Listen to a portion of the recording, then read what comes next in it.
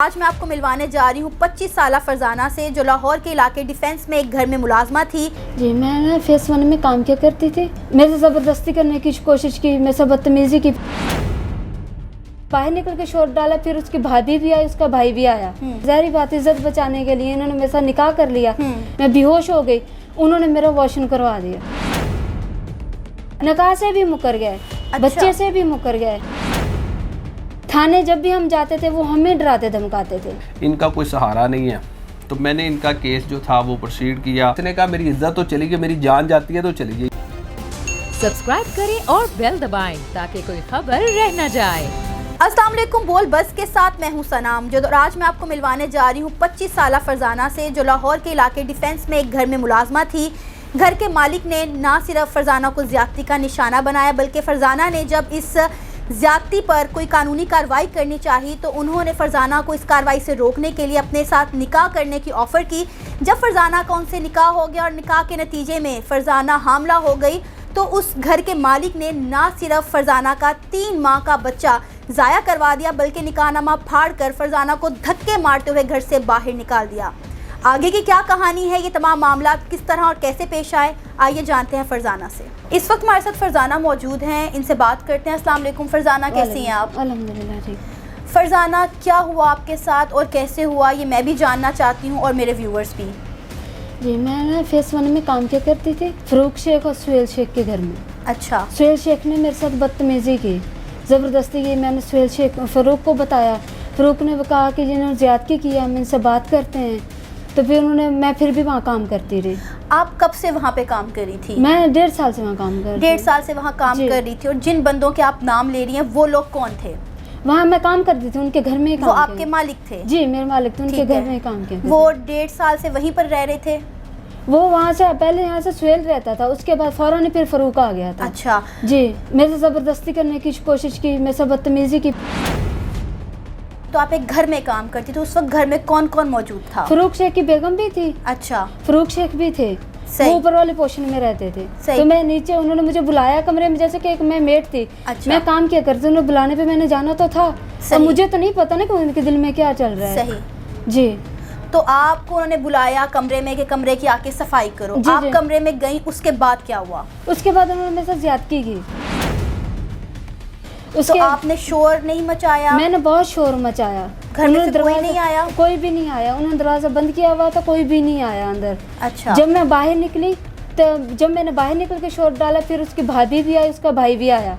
फिर मैंने उन लोगों से बात की। मैंने कहा ठीक है, मैं काम करती हूँ यहाँ पे, इसका ये मतलब तो नहीं है ना आप किसी गरीब का आप इतना नाजायज़ फ़ायदा उठाते रहे। उसके बाद ये हुआ कि फिर फ़रूक शेख से ने कहा कि नहीं हम आप बात करते हैं इससे। मैंने कहा आप लोगों ने क्या बात की? उन्होंने कहा नहीं हम लोग बात करते हैं उससे, तो फिर हमने आपसे निकाह कर लेते हैं। फिर अच्छा। मेरा भाई भी आया, ये लोग भी थे।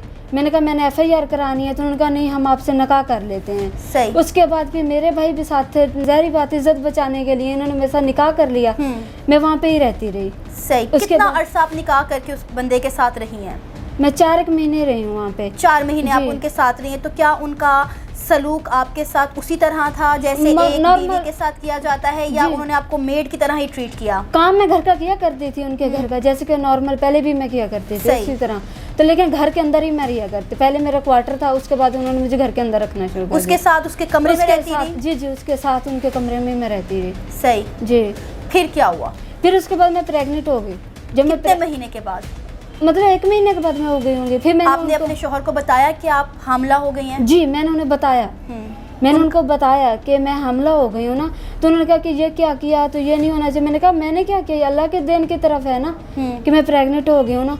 तो बाद में भी मुझे कहते रहे कि ये अच्छा नहीं हुआ, ये नहीं। मैंने कहा अल्लाह ने दिया है बच्चा आपका, ये आपके साथ ही रह रही हूँ। जब मैंने ये बात की, तो उसके बाद वो मेरे से पहले बाद में मुझे ऐसी वैसी बातें करते रहे।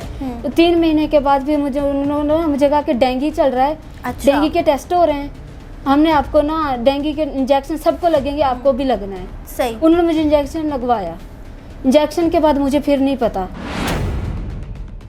मैं बेहोश हो गई, उन्होंने मेरा वॉशन करवा दिया।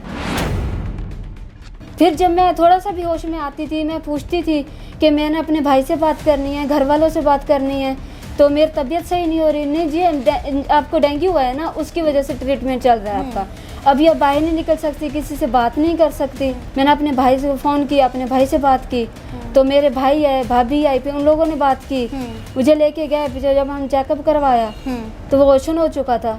जब हम वापस आए उन लोगों के घर में, हमने उन लोगों से बात की कि ये आप लोगों ने क्या किया। कहने लगे कहाँ का बच्चा, कौन सा बच्चा, कोई बच्चा था ही नहीं। अच्छा, मुकर गए कि बच्चा मुकर था गए। ही नहीं। जी, ठीक है। निकाह से भी मुकर गए, अच्छा। बच्चे से भी मुकर गए, हर एक बात उन्होंने कहा कि हमने किया ही नहीं है। हम फिर पुलिस स्टेशन गए, वहाँ पे हमने दरख्वास्त दी। उन्होंने हमें कहा कि आप लोग जाएं, हम आपको फ़ोन करेंगे बाद में। उन्होंने हमें फिर कोई फ़ोन नहीं किया, यानी कि आपकी FIR दर्ज नहीं हो रही थी। नहीं हो रही थी। फिर हम सेशन कोर्ट गए, वहाँ से ऑर्डर लिए, वहाँ से फिर जी हम मेडिकल जहाँ से नहीं कराएंगे वहाँ से। फिर हमने मेडिकल की कोशिश की, मेरा मेडिकल भी मुकम्मल हो गया, फिर भी उन्होंने कोई नहीं किया। फिर हमने पर्चे के ऑर्डर भी वहीं से ही लिए। अच्छा जी, थाने जब भी हम जाते थे वो हमें डराते धमकाते थे। अब आपका केस कहाँ तक पहुँचा है? हमारा केस यहाँ तक पहुँचा है कि अब ना सेशन कोर्ट में से उन लोगों की बेलें भी कैंसिल हो गई हैं।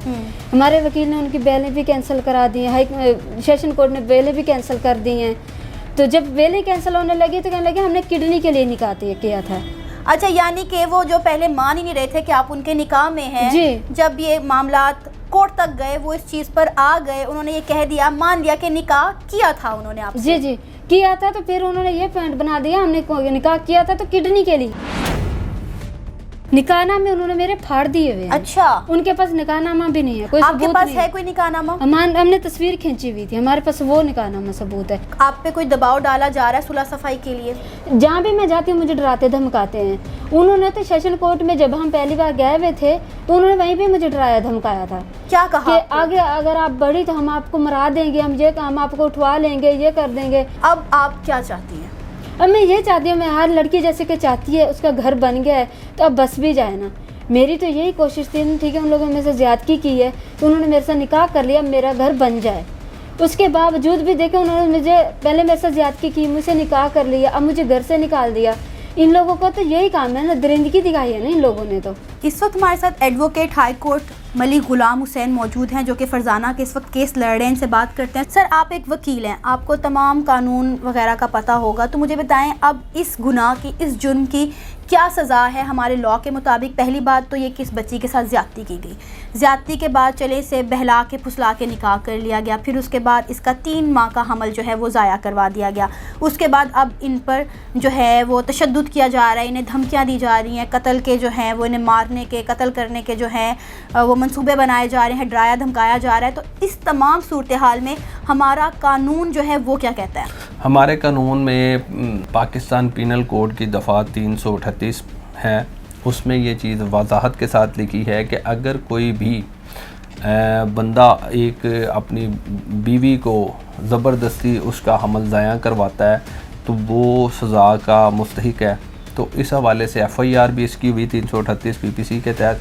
दूसरा जो जिनसी ज़्यादती का निशाना बनाया, अब उसके हवाले से भी 376 के तहत FIR होती हैं, 300 मुख्तलिफ प्रोविजंस हैं इसी तरह, तो वो भी अट्रैक्ट होती हैं इसके ख़िलाफ़। लेकिन अब ये निकाह को एडमिट कर गए हैं। अब अगर निकाह को एडमिट कर गए हैं, उसके जो मदरजात होते हैं उनको एक्सेप्ट कर रहे हैं, तो फिर इस बात में आए कि वो निकाह जो था उसकी असल परत कहाँ पे है। तफ्तीशी ने आज तक इनसे वो निकाह की असल परत ही नहीं मांगी। तफ्तीशी सिर्फ इनसे ये चाह रहा है कि जनाब ये जो जिन्होंने FIR करवाई है फरजाना, ये बैठ के उनके साथ सुलह सफाई कर ले और इस मामले का हल कर ले और ये बात ख़त्म हो जाए। इनका कोई सहारा नहीं है। तो मैंने इनका केस जो था वो प्रोसीड किया। मैंने अदालत में रीट फाइल की 22 से 22B की FIR के रजिस्ट्रेशन के हवाले से। कोर्ट ने 11/11/2021 को ऑर्डर किए और उसी दिन फिर FIR लॉन्च हुई जो इल्ज़ाम लेहान है। जब उनके घर पे रेड की तो उसके बाद उन्होंने प्री अरेस्ट बेलें करवाई, अबूरी ज़मानतें। अबूरी ज़मानतें जो मुज़म्मिल मूसा एडिशनल सेशन जज थे उनके पास लगी और वो जो थी वो फिर डिसमिस हुई। मुज़म्मिल मूसा साहब ने after hearing the argument of both side इसको डिसमिस किया। अब ये बेचारों को एक ही आसरा है, इनको अगर इंसाफ की तवक्को है तो एक तो समझ ले अल्लाह ताला की ज़ात है सबसे पहले, उसके बाद अदालतें हैं इस मुल्क की। पहली बात तो ये कि वो मान ही रहे थे कि उन्होंने पहले निकाह किया है, लेकिन अब वो माने हैं तो कहने किडनी के लिए निकाह किया है। क्या ये लीगल है कि आप किसी इंसान का बॉडी पार्ट लेने के लिए उससे निकाह करें? इट्स सेल्फ ये ऑफेंस, ये जुर्म है और इसकी सज़ा मौजूद है। अगर कोई बंदा उसको बताए बगैर उसके साथ, अगर कोई इंसान है तो वो मतलब एक मर्द है तो औरत के साथ निकाह कर ले और इस नीयत के साथ करे कि इससे मैं इसकी किडनी निकाल के अपना इस्तेमाल कर लूँगा, तो ये बहुत बड़ा जुल्म है और ज़्यादती है और इसकी भी सज़ा है। ये पाकिस्तानी कवानीन के मुताबिक ऐसे बंदे के ख़िलाफ़ सख्त कार्रवाई, कोर्ट्स में भी उनको रियायत नहीं दी जाती और उनके ख़िलाफ़ FIRs होती हैं। अक्सर हमें देखने को मिलता है कि ऐसी कुछ ख़वातीन होती हैं जो घरों में काम करती हैं, तो जो उनके मालिक होते हैं उन्हें अक्सर अपनी दरिंदगी का निशाना बना लेते हैं। उसके बावजूद बाद हमें देखने को मिलता है कि चंद पैसे देकर मामले को रफा दफा कर दिया जाता है। यहाँ पे इस वक्त आपको क्या सिचुएशन नज़र आ रही है? मैं समझता हूँ ये पानी का पहला कतरा है जो इस तरफ निकला है, जो ये चाहता है कि ऐसे लोग जो अपने घरेलू मुलाजमा, ख़ास तौर पे जो लेडीज़ मुलाजमा होती है उनके साथ ज़्यादती करके उनको पैसे दे के उनको दबा देते हैं, तो ये पानी का पहला कतरा है। ये बाहर निकले हैं ऐसे लोगों के ख़िलाफ़ कार्रवाई करने के लिए। अब इन्होंने ठान लिया है, इसके भाई को इनको थ्रेट किया गया, इनको ये कहा गया हम आपको रोड पे मतलब आपको मरवा भी देंगे, आपके खिलाफ कार्रवाई इस तरह की कर देंगे। लेकिन ये अपनी बात पे अटल है और इसने कहा मेरी इज्जत तो चली गई, मेरी जान जाती है तो चली गई। ये सबसे बड़ी बात है। ये इतना बड़ा स्टैंड पाकिस्तान में, मैं कहता हूँ इस लड़की ने, फरजाना ने लिया है और डिफेंस भी लाहौर में इसने FIR करवाई है। मुझे पूरा यकीन है कि इसको इंसाफ मिलेगा और बाकी भी जो इस तरह की खवातीन है जिनको घर पे मुलाजमा रख के ज़्यादती की जाती है उनके लिए मशले राह बनेगी। इनके पास कोई प्रूफ नहीं है कि इनका निकाह हुआ था, तमाम निकाहनामे फाड़ दिए गए, सिर्फ इनके पास एक पिक्चर मौजूद है। तो आपको क्या लगता है कि इनका जो केस है इस सिर्फ एक तस्वीर की बिहाफ पे कितना स्ट्रॉन्ग हो सकता है? जो इन्होंने तस्वीर ली थी ना, जब इनका निकाह हुआ था तो इन्होंने निकाहनामे की तस्वीर ली थी, वो तस्वीरें हमने मुतलका डिफेंस बी के इन्वेस्टिगेटिंग ऑफिसर लाहौर को उसको दे दी थी, लेकिन उसने अभी तक निकाह ख्वाह के ख़िलाफ़ कोई कार्रवाई नहीं की, ना ही इनका अभी तक एक मौक़िफ़ रिकॉर्ड किया। इन लोगों के ख़िलाफ़ बाकी अदालतें इंशाल्लाह कार्रवाई करेंगे और इन लोगों को इंसाफ मिलेगा और इनकी हाई कोर्ट से भी जो है ना, जो अबूरी ज़मानतें हैं वो खारिज होंगी इंशाल्लाह। सही जी नाज़रीन, आपने देखा और सुना कि फरजाना अपने साथ होने वाली तमाम तर ज़्यादतियों को भुलाकर अभी भी अपना घर बसाने को तैयार है, लेकिन वो अपने बच्चे के कत्ल को माफ़ करने के लिए हरगिज़ तैयार नहीं। आपकी इस बारे में क्या राय है, आप बता सकते हैं हमें नीचे दिए गए कमेंट सेक्शन में। इसी के साथ मुझे इजाज़त दें, पर जाने से पहले हमारे चैनल बोल बज़ को सब्सक्राइब करें, वीडियो को लाइक करें और शेयर करें। अल्लाह हाफ़िज़।